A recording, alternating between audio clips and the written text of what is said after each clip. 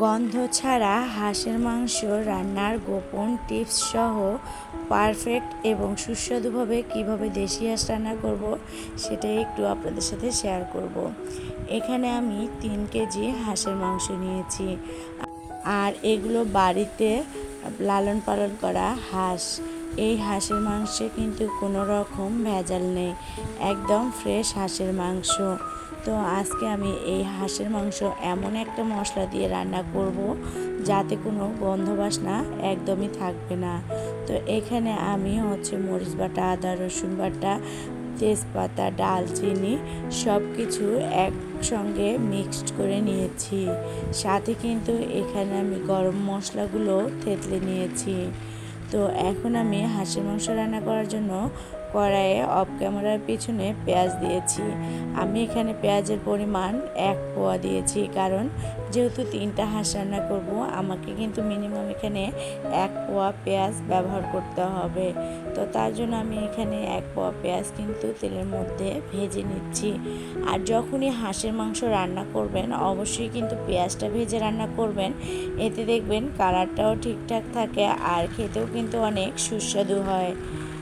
আর এই তো দেখেন পেঁয়াজগুলো কিন্তু আমি ভালো করে ভেজে নিয়েছি। এরপরে বেটে রাখা বাটা মশলা সহ দিয়ে দিলাম, দিয়ে কিন্তু বেশ কিছুক্ষণ এগুলো একটু তেলে ভেজে নেব, যাতে যেন মশলার কোনো কাঁচা গন্ধ না থাকে। অবশ্যই কিন্তু পরিমাণ বুঝে হাঁসের মাংসের মশলাটা দিয়ে দিবেন। যেহেতু এখানে 3টা হাঁস, তার জন্য কিন্তু আমি এখানে মশলা বাটাটা পরিমাণে বেশি দিয়েছি। এরপরে আমি দিয়ে দিলাম স্বাদ মতো লবণ, হলুদের গুঁড়া। যেহেতু 3টা হাঁস, আমি 3 চামচ পরিমাণ হলুদের গুঁড়া দিয়ে দিলাম। এরপরে গুঁড়া করে রাখা গরম মশলাগুলো দিয়ে দিলাম। দিয়ে কিন্তু এখন মশলাগুলো বেশ কিছুক্ষণ কষিয়ে নেব। মশলা কষানোর কাছে কিন্তু হাঁস মুরগির রান্নার আসল স্বাদ খুঁজে পাওয়া যায়। আর আমি অনেক দিন ধরেই আসলে আপনাদের মাঝে ভিডিও শেয়ার করতে পারছি না, কারণ আমি পারিবারিক প্রবলেমে আছি।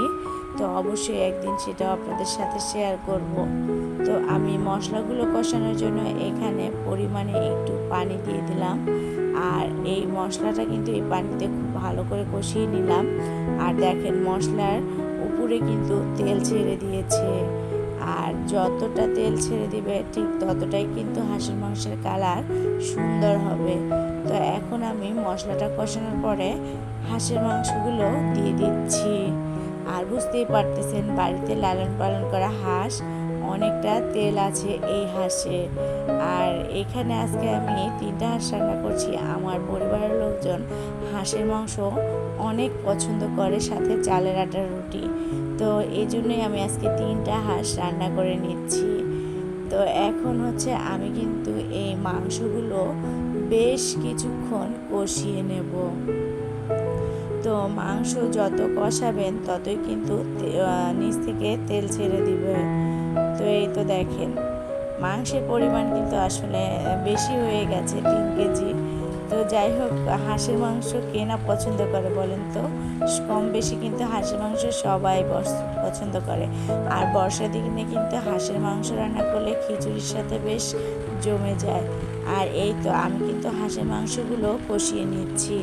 আবারও কিন্তু এখন ঢাকনাটা তুলে নেড়ে চেড়ে দেবো। আমি কিন্তু হাঁসের মাংসটা একদম কালা ভুনার মতো করেই রান্না করে নেব, একদম ঝোল ছাড়াই। আর এই তো দেখেন কষানোর জন্য কিন্তু আমি আবারও এই যে নেড়ে চেড়ে নিচ্ছি বেশ কিছুক্ষণ ধরে। এখন আমি ফুটন্ত গরম পানি দিয়ে দিলাম। অবশ্যই কিন্তু যে কোনো মাংস রান্না করতে গেলে গরম পানি ব্যবহার করবেন, তাতে মাংসটা খুব ভালোভাবে সিদ্ধ হয় এবং নরম তুলতুলে সফট হয়। তো আবারও আমি গরম পানি দিয়ে দেওয়ার পরে দেখেন নেড়ে চেড়ে নিচ্ছি। আর এই তো দেখেন গরম পানি দিতে না দিতেই বলক চলে আসছে, তাহলে কিন্তু রান্নাটা আমার খুব সহজেই হয়ে যাবে। তো আবারও কিন্তু আমি ঢেকে দিলাম। আর এই তো বেশ কিছুক্ষণ পর ফিরে আসলাম। আর এখন ওই যে বললাম না, গন্ধ ছাড়া যেহেতু হাঁসের মাংস রান্না করব, এতে আমি স্পেশাল গুঁড়া মশলা ব্যবহার করছি। আমি কিন্তু গুঁড়া মশলার পরিমাণটা একটু বেশি দিয়ে দেব, যেহেতু এখানে 3টা হাঁস, তার জন্য একটু বেশি করে দিতে হবে। আর অবশ্যই এই মশলা গুঁড়াটা আমি কিভাবে বাড়িতে তৈরি করে নেই আপনাদের সাথে শেয়ার করব অন্য এক ভিডিওতে। তো মশলার গুঁড়া দেওয়ার পরে আমি কিন্তু আবারও দেখেন নেড়ে চেড়ে নিচ্ছি। আর মাংসের কালারটা কিন্তু কালো ভুনার মতোই লাগবে। তো আপনারা চাইলে কিন্তু এই মশলা গুঁড়া দিয়ে কালো ভুনাও রান্না করে নিতে পারেন। আর হাঁসের মাংসের কালা ভুনা যদি দেখতে চান অবশ্যই আমাকে কমেন্টে জানাবেন। আর এই তো দেখেন আরও কিছুক্ষণ কিন্তু ঝোলটা শুকিয়ে নিচ্ছি। আর এই তো দেখেন যেহেতু তেল ছেড়ে দিচ্ছে, তো আমি কিছু কাঁচামরিচ দিয়ে দিলাম। আর কাঁচামরিচের ফ্লেভারে ভাতের সাথে কিন্তু হাঁসের মাংস একদম জমে উঠবে। তো এখানে আবারও কিন্তু কাঁচামরিচ দিয়ে আমি উল্টে পাল্টে নিচ্ছি। আর যত তেল ছাড়বে তত তাড়াতাড়ি কিন্তু রান্নাটা হয়ে যাবে। আর এই তো দেখেন একদমই ঝোল ছাড়া হাঁসের মাংস ভুনা করে নিলাম। তো আপনারা চাইলে কিন্তু অবশ্যই বাড়িতে এভাবে রান্না করে খেয়ে দেখতে পারেন কতটা টেস্টি হয়। আর এই তো দেখেন আমার কিন্তু হাঁসের মাংস রান্নাটা হয়ে গেছে। তো কেমন হয়েছে অবশ্যই কিন্তু কমেন্ট করে জানাতে ভুলবেন না।